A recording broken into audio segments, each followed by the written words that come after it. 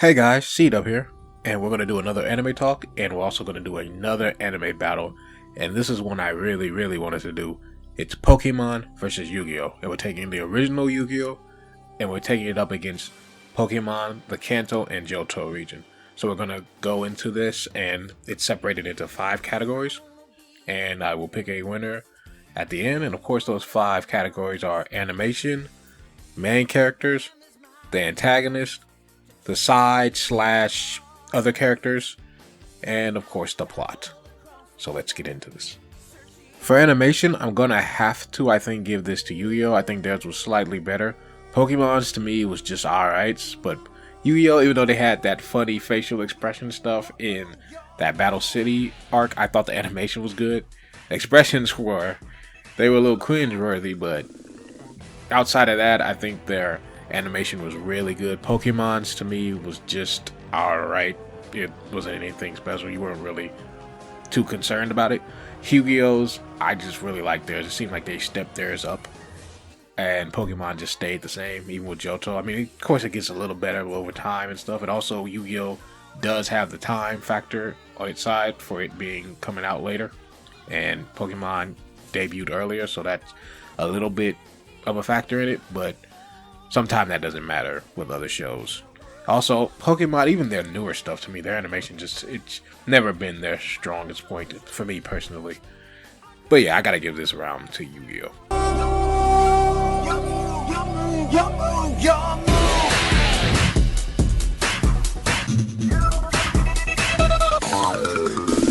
Next is the main character category, and this is close, guys. This is very close. Like, I've been going back and forth in my mind on this one for a long time, and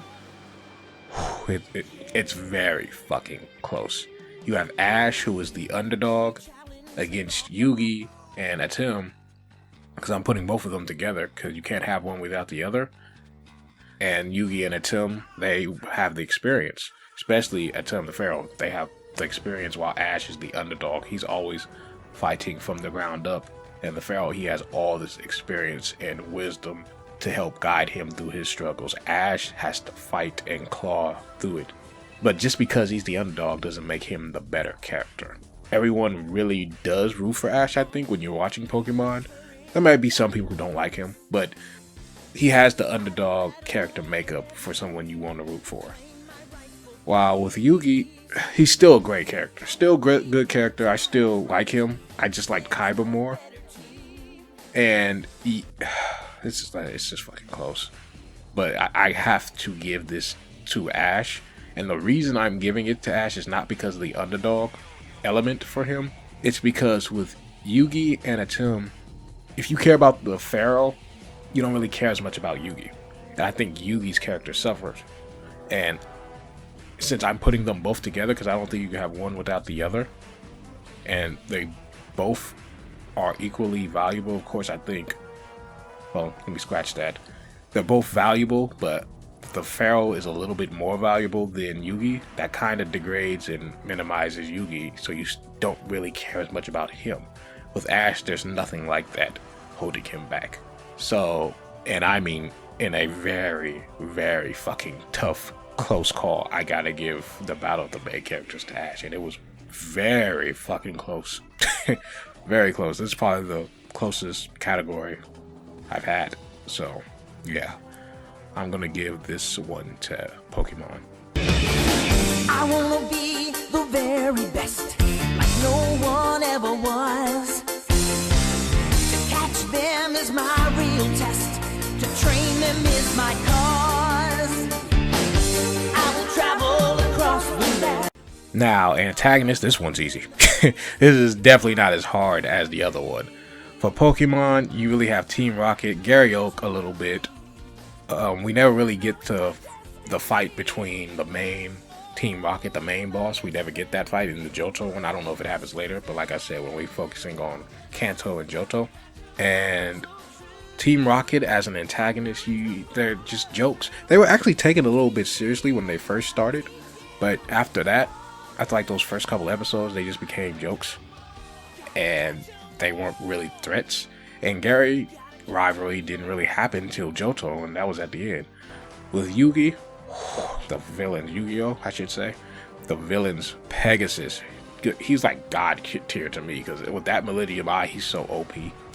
He is so fucking overpowered, and that's the first fucking villain. Then you have Yami Merrick, Darts. I know people don't like that arc, but I really like Dart's character, and I mean, I enjoyed that arc, even though it's not canon in the manga and stuff. I really enjoyed that in the anime. Of course, this is an anime battle. So Darts, Merrick, who's a lot of people's favorites as well. Kaiba, if we're putting it in the antagonist rivalry as well. It's just a slaughter to me in this. Pokemon stood no chance in this category. There's no need to go on any longer. Give the point to Yu-Gi-Oh!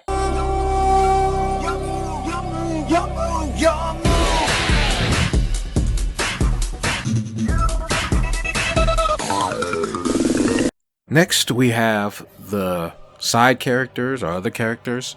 And for Yu-Gi-Oh!, outside of Joey and maybe Mai, I don't think they have a lot.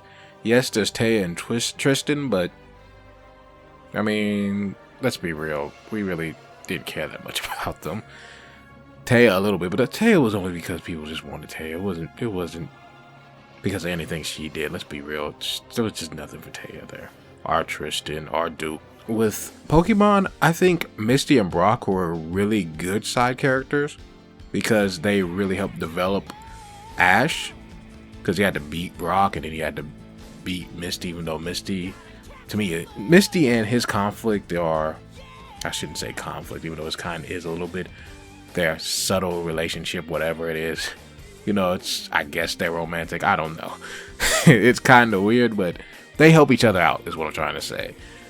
Brock and Misty definitely, I think, help Ash, especially with Brock having more experience being a gym leader and helping him in his battles.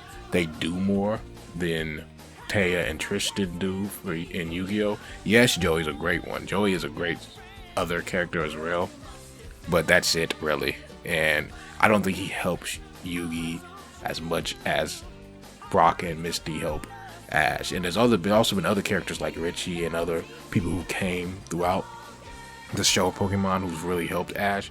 So for this one, I gotta give the side characters and other characters, I gotta give them the point for this in Pokemon. So yeah, Pokemon gets the point. I wanna be the very best, like no one ever was.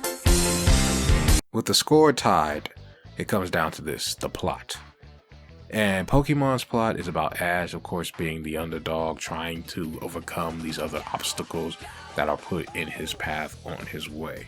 For Yu-Gi-Oh! And Atem, it's about reawakening the Pharaoh's memories and finding out who he was. And there's a lot of things that happen throughout the show that get you to that point. And the planning in Yu-Gi-Oh! I think was done really well, even though some people can say that because it took too long that we got other arcs that they really didn't like. The Kaiba Grand Championships, maybe, and Waking the Dragons, which I liked Waking the Dragons. I don't think that was a negative. It was filler, but it wasn't a bad filler. I think they actually showed some different challenges for the Pharaoh. Him losing. He never really lost. I know the Kaiba thing and Duelist Kingdom happened, but this one was a really clear-cut defeat, and we're not used to seeing that. So I really don't think Waking the Dragons is a detriment. It's not a negative on it, but I guess I can see why some people would think that. But to me, I don't think that's enough of a negative to just automatically give this to Pokemon. For Pokemon, it's kind of more episode to episode. It's not as fleshed out with Yu-Gi-Oh! Or as Yu-Gi-Oh! It's this thing happened in this episode, and then the next one, and then the next one, we get a gym bash, the next one. The only thing that's really connected is getting to the gyms and then getting to the Pokemon League. But there's so many stopgaps along the way that it's not really a connected story. Like, you could watch any random episode of Pokemon and you'll be fine. Sometimes you can't do that, Yu-Gi-Oh! Sometime. So, it's close again. Well, I wouldn't say that close. I think I'm going to have to give this to Yu-Gi-Oh! Because the plot is a lot more fleshed out, even with Bakura. And Bakura coming in the Duelist Kingdom arc and planting them seeds. Yes, it takes a while to get there, but I still think the payoff was worth it. I think the last season was still a really good season and a good way to end it.